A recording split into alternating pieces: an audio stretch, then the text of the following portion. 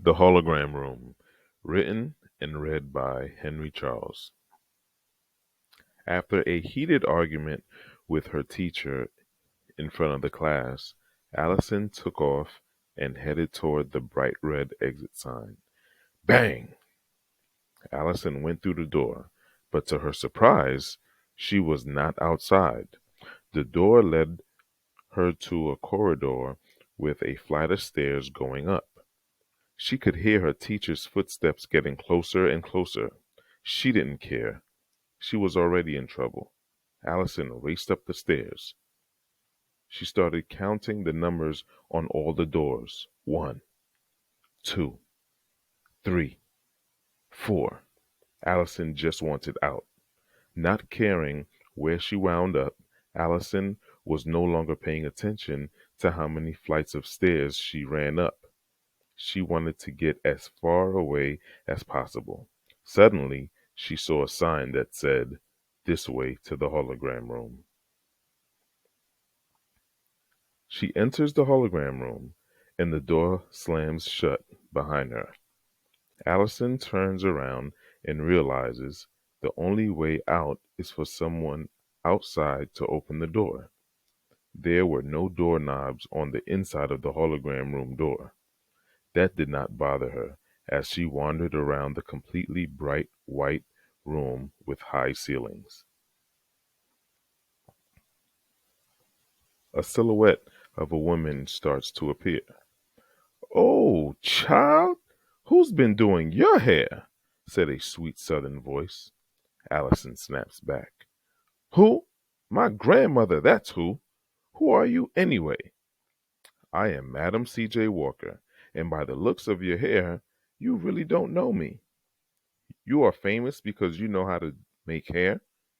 My older cousin knows how to make hair, and she's not famous," said Allison. "I'm not known for making hair. I am an entrepreneur. I married at the age of 14 to escape my sister's abusive husband. I got out of a bad situation and created a better one for myself. I am known for my hair products for black women. I toured the country selling my products," replied Madam C.J. Walker as she began to comb Allison's hair. "Entrepreneur? Who is an entrepreneur?" asked Allison. "An entrepreneur is a person who starts a new business risking personal money to start the business," explained Madam C.J. Walker. "All that money? I know you put your feet up and were just relaxing. I know I would. What did you do with all that money?" asked Allison. "I donated a lot of my money to support black schools, organizations, individuals, orphanages, retirement homes, as well as the YWCAs and YMCAs. Even when I was extremely wealthy, I continued because our people were still slaves. My wealth also gave me power.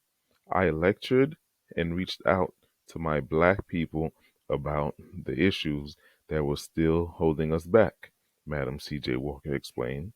"Where and what did you lecture about?" asked Allison.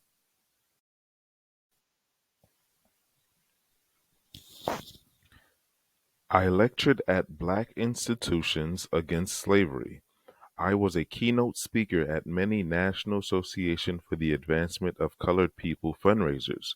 In 1917, I devoted myself to making lynching a federal crime," Madam C.J. Walker explained. "Lynching? What's lynching?" Allison asked.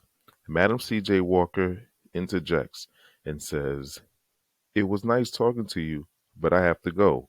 "Wait! What's lynching?" asked Allison. "Ask her," replied Madam C.J. Walker. Madam C.J. Walker disappeared, and so did the chair Allison was sitting on. "Ask who?" said Allison. A woman appeared. She was tiptoeing with her head slowly panning from left to right. She looked as if she was looking for someone or something. She defensively held the staff in her hand. Her skin was dark and shiny, like a puddle of water at night, and her hair was covered with a scarf. She was dressed in a fitted light blue long sleeve shirt with white buttons going down the center. Her skirt was also light blue, flared at the top and came down wide, covering her shoes. The bottom of her skirt was filthy, splattered with mud. "Who are you?" Allison said with a grimace. "I thought I got everyone on that train. You must have lagged behind. It's okay. We'll catch the next train in the morning," said the mysterious woman. Allison replied, "Train? In the morning? Hold up. I'm not going anywhere with you. Who are you? I don't even know you. You must be from the north. My name is Harriet Tubman. What's wrong with your hair?"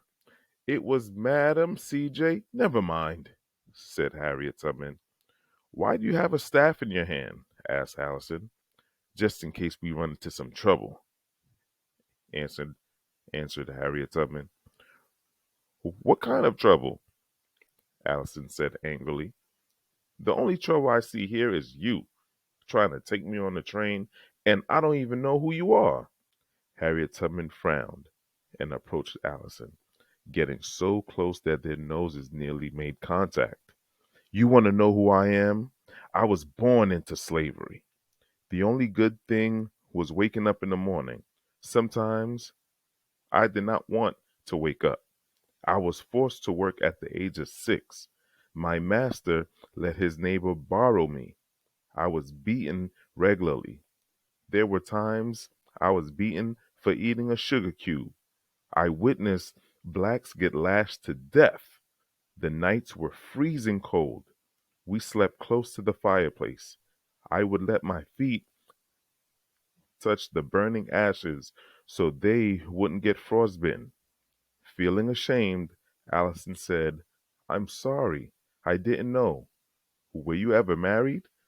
"Yes, I was married, but my husband didn't want to leave, so I left him behind and escaped to Philadelphia with the help of a white couple who were also against slavery.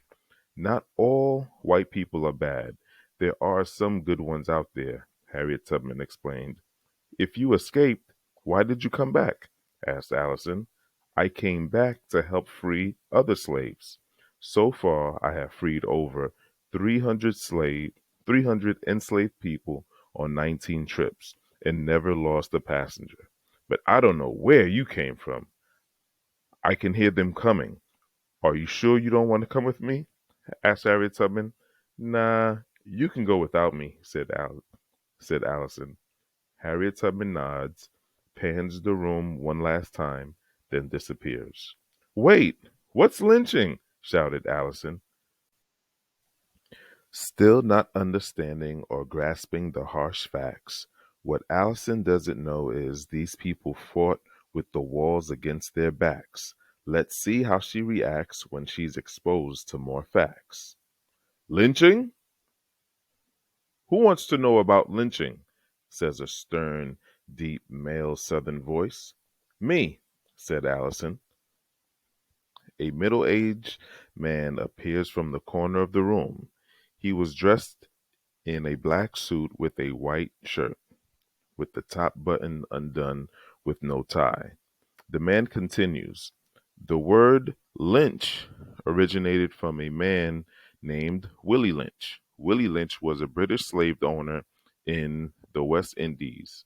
In 1712, the Virginia colony invited Willie Lynch to share his methods for controlling black slaves. Indeed, his methods were clever. His methods consisted of brutally beating the body while controlling the minds of black slaves." "Wow, okay, that's where the word comes from. Now, what is lynching?" asked Allison. "Lynching is a term white people use to describe a mob torturing and killing a black person, usually by hanging, explained the man. How many people do you think were lynched? Inquired Allison. Too many, said the man. My home state of Mississippi is still notorious for lynching and racism against blacks. In the early 1960s, I started boycotting merchants in Jackson, Mississippi. Also, I boycotted gas stations that refused to let blacks use their restrooms. By looking at your hair, they refused to let you into any salons. Allison pleaded. It was Madam C.J. Walker. Those actions gained national attention. My dedicated work helped James Meredith gain admission into the University of Mississippi, at the time a segregated university. That was a major step towards ensuring civil rights in the state of Mississippi, he explained. That's good, right? People always talk about Martin Luther King Jr., but I have never heard of you. You appear to have done a lot to help black people. I am glad you are here because we need strong black people like you. By the way, who are you? Asked Allison. My name is Medgar Wiley Evers. I earned several college degrees, and my work around the Mississippi area attracted the attention of the NAACP. I was appointed Mississippi's first field secretary for the NAACP. Like Dr. King, I too was assassinated. Shocked with disbelief, Allison said, Huh? Why? When? By who? Medgar Evers replied, On June 12, 1963, I was getting out of my car and walking towards my front door when I was shot and killed. I was killed by Byron de la Beckwith. They caught him, right? Allison asked with tears in her eyes. Yes, Medgar Evers replied, but de la Beckwith stood trial twice, and both times an all-white jury could not reach a verdict. But that's not fair, Allison shouted, with tears falling from her eyes. Yes, but that was in the 60s. They reopened the trial in 1994, and Byron de la Beckwith was found guilty of murder and was sentenced to life in prison, explained Medgar Evers. 30 years later? Asked Allison. Yes, you can't run away from justice, said Medgar Evers. Allison asked sadly, You were killed in front of your house? Yes, my home in Jackson, Mississippi was turned into a museum. Everything inside of my home at the time of my death was kept the same. Nothing was touched, said Medgar Evers. You did a lot of boycotting. Tell me more about boycotting, said Allison. I know someone who could tell you more, said Medgar Evers. I have to go. A woman appeared, short, fair-skinned, thin-framed glasses perched on the top of the bridge of her nose. Her hair was black with a few strains of gray hairs, thick and soft as cotton.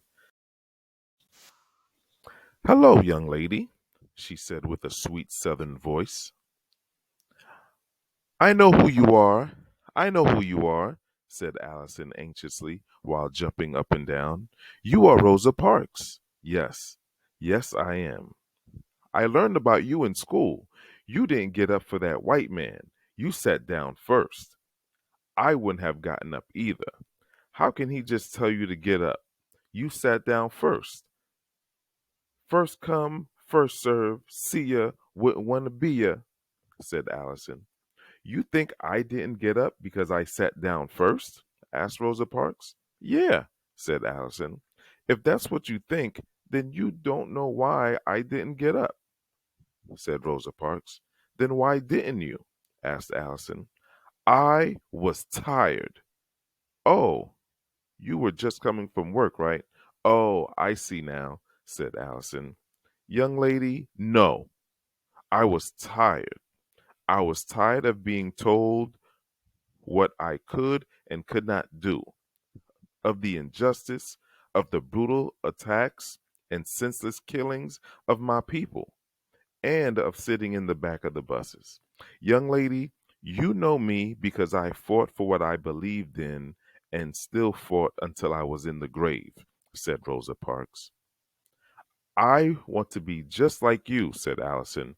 No, don't be like me, Rosa Parks exclaimed. Madam C.J. Walker, Harriet Tubman, Medgar Wiley Evers, and others have paved the way for you to live a better life so you won't have to struggle to progress. We didn't have guns in my days, so we devised a way to fight without punching or kicking. How? Asked Allison. By boycotting. When you boycott, you stop buying or paying for a service. It's because of us that white people were making all that money. So we stopped riding the buses. We carpooled with those who had cars, or we walked. We walked. For 381 days, we walked. We walked, talked, sang, and we loved it, explained Rosa Parks. So what happened? Asked Allison. The Supreme Court's ruling on November 1956 that segregation on transportation was unconstitutional, explained Rosa Parks. Unconsta what? What does that mean? Asked Allison. Rosa Parks chuckled as she explained. That means anyone can sit anywhere on the bus. Young lady, I have to go now. Forget what I said. You can be just like me, but better. Listen to your parents and your teacher and fix your hair. You would be much prettier. It was Madam C.J. Walker, explained Allison. Okay, see ya, said Rosa Parks. Still not understanding or grasping the harsh facts, what Allison doesn't know is these people fought with the walls against their backs. Let's see how she reacts when she's exposed to more facts. Suddenly, Allison hears shoes tapping. Click, click, click, clack. Click, click, click, clack. It's a little girl skipping toward Allison. She appears to be carefully dressed from head to toe by her mother. She was wearing a burgundy dress that flared outward and stopped right below her kneecaps, shiny black patent leather shoes with a strap and bow tie at the forefoot, and white tube socks that collapsed down to her ankles. Her hair was neatly braided into two pigtails with a white barrette at the end of each braid. With a big smile and squeaky southern accent, her mouth opened and she said, Hello, my name is Ruby, Ruby Bridges. Allison snaps back. Yeah, so? It's Friday. I can't wait for Monday, said Ruby Bridges. Curiously, Allison said, Why? So I can go back to school, replied Ruby Bridges. What's so special about your school? Asked Allison. Nothing. I just like the school I attend, Ruby Bridges answered. How many kids are in your class? Asked Allison. Only one, me, Ruby Bridges said excitedly. Aha, Allison burst out in laughter. You're in a special school. Allison's comment did not amuse Ruby Bridges. I am in a regular class and in a regular school. So how come you're the only one in the class? Asked Allison. Well, actually, I'm the only student in the whole school. All the other students are white, and they didn't want to attend school with a black girl, explained Ruby Bridges. An all white school? Weren't you scared? I mean, afraid someone doing something to you? Asked Allison. Nope, Ruby Bridges said confidently, with her nose up. As I said, I like school. It was a big thing outside of the school, and my mama wouldn't let me watch the news. But I heard someone on TV say I was the first black child to enter an all white school in the history of the American South. Also, I heard someone say I was a hero. You are. Not a lot of kids would have been brave like you. What was it like going to school on the first day? It was bad. There were all these white people holding signs, throwing things, and saying mean things to me, Ruby Bridges answered. How come you weren't scared? Asked Allison. My mama told me to behave myself and not to be afraid. Her words alone kept playing over and over in my head, said Ruby. I have to run home. Maybe we will see each other and Allison interrupted Ruby Bridges before she could finish, saying, I know, do my hair, no, and play. I have to go now, says Ruby. I would like that. Okay, bye. Hey, Ruby, my name is Allison. Both young ladies walked towards each other and hugged as if they were old friends. When they released, Ruby disappeared. Still not understanding or grasping the harsh facts, what Allison doesn't know is these people fought with the walls against their backs. Let's see how she reacts when she's exposed to more facts. A brown skinned, chubby teenage boy wandered into the hologram room. He appears to be lost, looking around the room, panning his head from one corner of the ceiling to the other. He is dressed in a white t shirt, Carolina blue shorts, and white and red tennis shoes. His big round cheeks made him look younger than he really was. Hmm, I know who you are, Allison said confidently. You must be Martin Luther King Jr.'s son. No, said the boy. Medgar Evers' son? Asked Allison. No, said the boy. Are you a rapper? Asked Allison. No, no, I'm just Emmett Till. What are you famous for? What are you famous and known for? Asked Allison. Hmm, I don't know, said Emmett Till. Emmett Till, being disengaged from the conversation, walked away and continued to look around, inspecting the hologram room. Eager, eager to find out who this person is, Allison says, hello, Earth to Emmett, unfazed. Emmett Till continued looking up with both hands in his pockets. Then Allison decides to whistle to gain his attention. Emmett Till was horrified by the sound of Allison's whistle. Emmett Till huddled in the corner, crouched down, and put his hands over his head. He was frightened. His face was filled with terror. I didn't whistle, Emmett Till shouted. Relax. You're weird, Allison said as she walked over to him. What's wrong? Convinced there was no danger in sight, Emmett Till stood up straight and said, They killed me. Who killed you and why? Asked Allison. I was visiting my uncle in Money, Mississippi. My cousins and I were picking cotton on a hot day, so we decided to get some drinks to cool off. We went to the store and I simply said bye to the lady cashier. A few days later, they kidnapped me from my uncle's home. Who are they? Asked Allison. Roy Bryant, the lady's husband, and his half brother, J.W. Millam, sadly said Emmett Till. They kidnapped me from my grandfather's home in the middle of the night. I was severely beaten beyond recognition. They did some horrible things to me. When they were done, they tied a 75-pound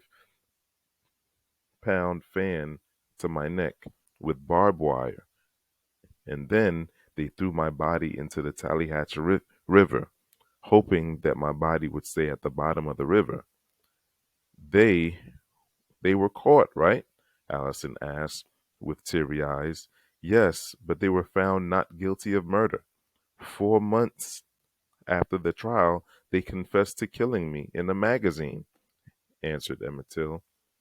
But that's not fair, shouted Allison. But I still don't understand why you are important to black history.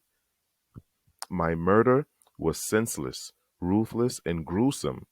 I was only 14. My face was badly decomposed, and my mother was urged to have a closed casket funeral. But she refused. She wanted the world to see what they did to me. Over 50,000 people attended my funeral. My death and Rosa Parks' ordeal sparked Dr. King's civil rights movements. Blacks were tired and angry and fought back the only way they could, by letting their voices be heard, explained Emmett Till. I see, said Allison. Why are you here? Asked Emmett Till. Psh, my teacher dragged me out to this stupid place. I wanted to stay home. I didn't want to come to this museum, blurted Allison. Do you mean you don't care if the civil rights movement didn't take place? Asked Emmett Till. Well, Allison said, trying to think of a lie. If that's true, then that means you don't care if I die.